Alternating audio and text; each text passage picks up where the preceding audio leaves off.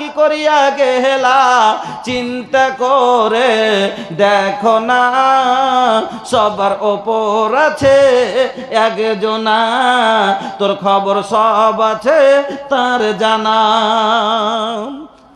আলহামদুলিল্লাহ, কয়েকটা লোক আপনারা দানগুলো দিয়েছেন, আল্লাহ আপনাদের দানকে যেন কবুল করেন। বন্ধুরা আমার, আমি আশা করেছিলাম যে বেশিও না পারলে আমি একটা আপনার মেহমান 500টা টাকা বা মাত্র এক প্যাকেট সিমেন্টের দাম 400টা টাকা যদি দিয়ে দোয়া নিতেন, এইটুকু আবদার আপনার কাছে করেছি। মা বোনের আমার, পারলে আপনারা লেখাবেন, ওখানে যাবে, আপনার একটা লোক পাঠান তো ভাই, ওখানে দেখে আসুক, আমার মা খালারা দিবেন। এবার আপনাদের কাছে আলোচনা করছিলাম, আসুন এবার আলোচনায় যাই।